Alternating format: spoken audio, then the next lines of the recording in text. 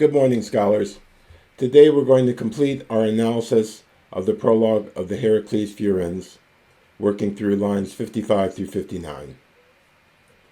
Pilon de tous men ou sapes oro belus, hoidon tes ortos adunatoi prosopelein, toiuton anthropoisen he tous praxia, hes me pot hostes kai mesos unus emoi tukoi, pelon ἐλεγχον ασιουδεστατον.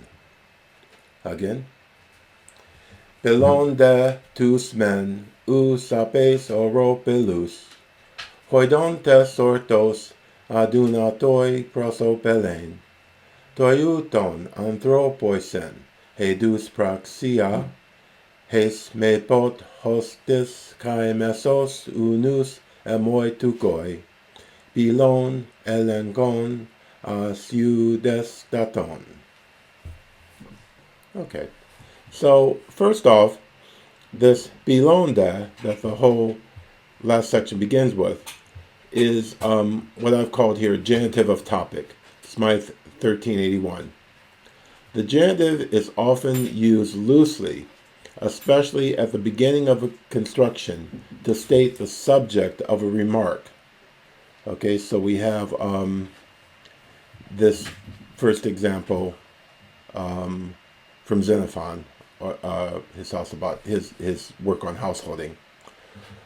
Hippos ein katurge, ton hippeia kakisdomen, teste gunaikos, kakopoie, etc.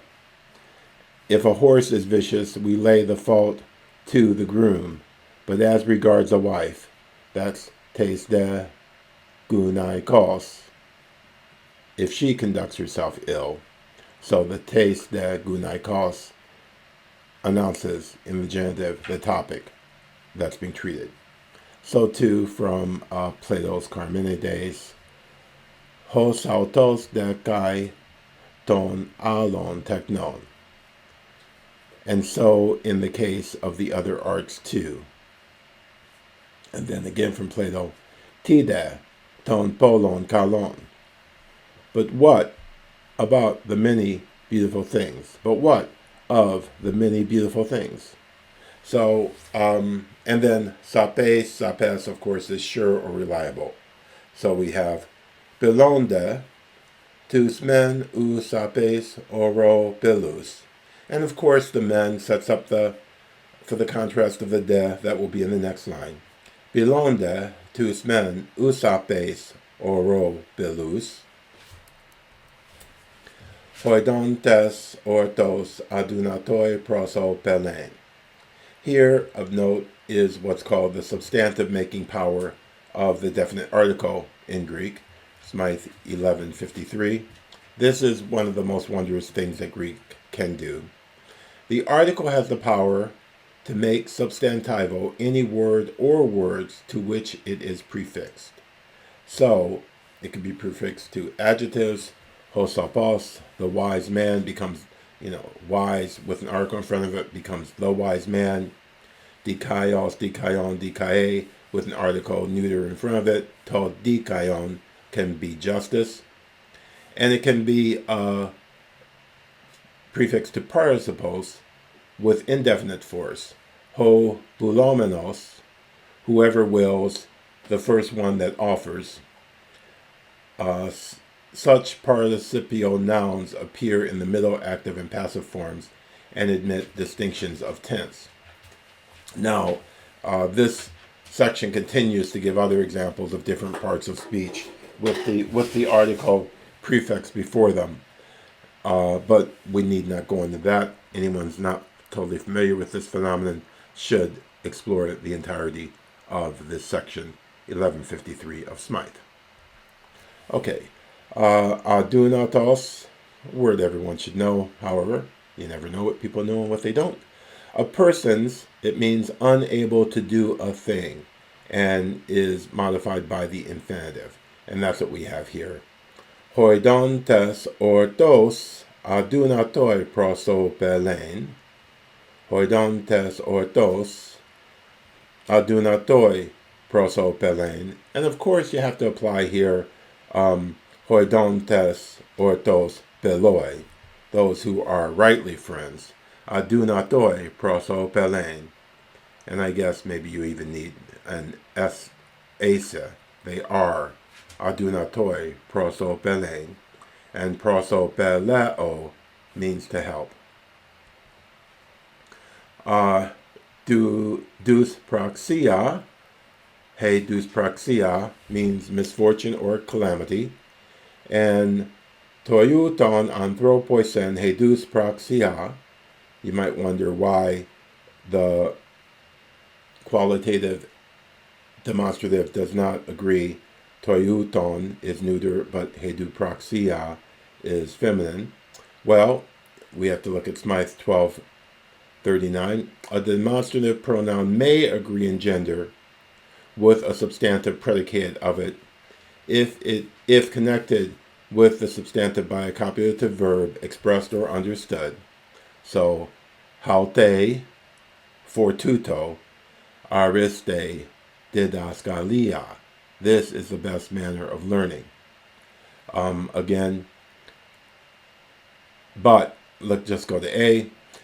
But the unattractive neuter is common, especially in definitions where the pronoun is the predicate. Okay, tut estin, he dikaiosunen. This is what we call justice. And likewise, uk hubris tautestin, and so that's the taut has the alpha elided. Are not these acts hubris, insolence? So here we have toiuton, such a thing.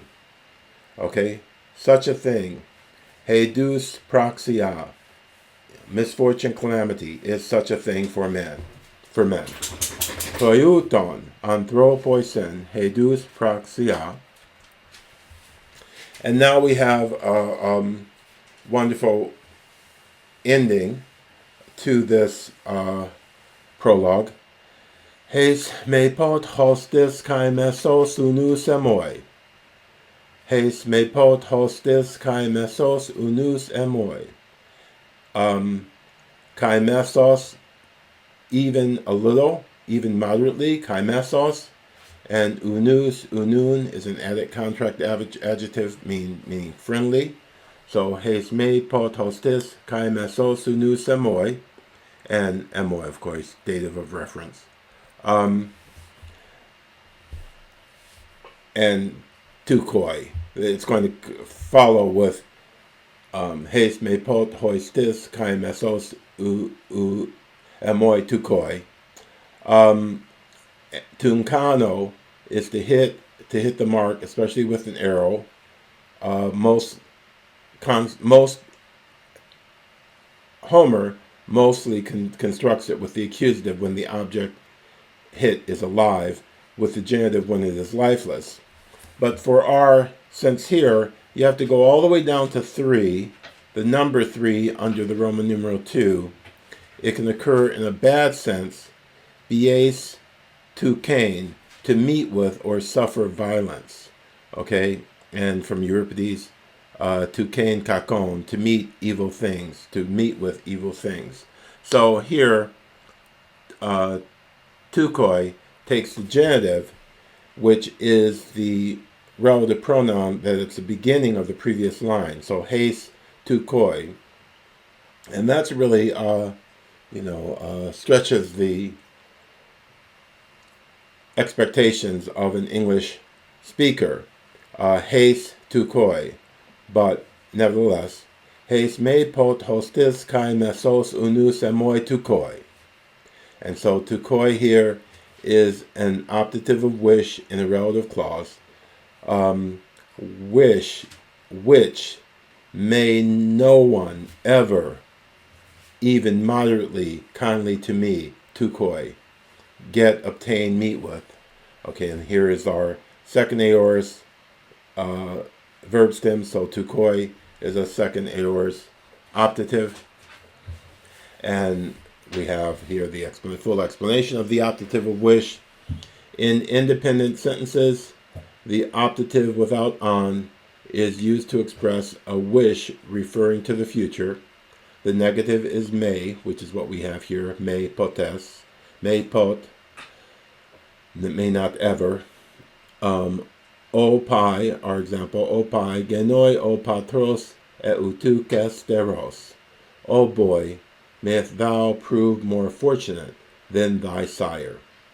From this use is derived the name of the mood. Opto, optare is to wish in Latin, so the optative of wish. Heis me pot hostis kai mesos unus emoi tukoi. And then finally, pilon ἐλεγχον asiudes daton.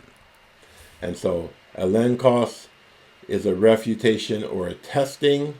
It's again one of these carryovers of Socratic notions that you find in Euripides. The ἐλεγχος was what Socrates subjected his interlocutors to, this questioning to see if they really knew what they thought they knew, the answer usually being no. And aseudes, truthful, trusty, not lying, without lie or deceit. So, tukoi, pilon ἐλεγχον asiudes daton. Pilon ἐλεγχον asiudes daton. So, this is a preempting of our friends in need, our friends indeed, in this final line of the prologue.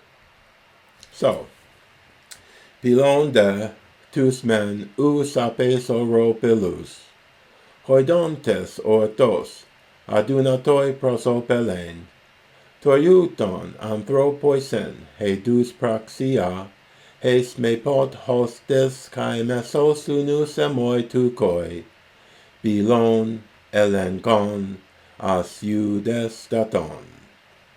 So again, with the Kaisuras, repeat after me.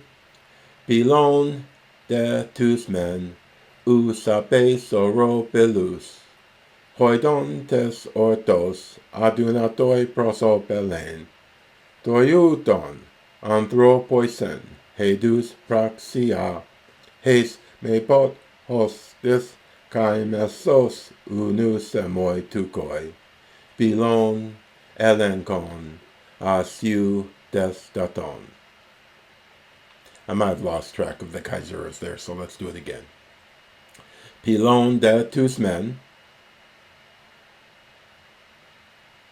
ou sapes Europilus, hoidontes ortos, adunatoi prosopelein,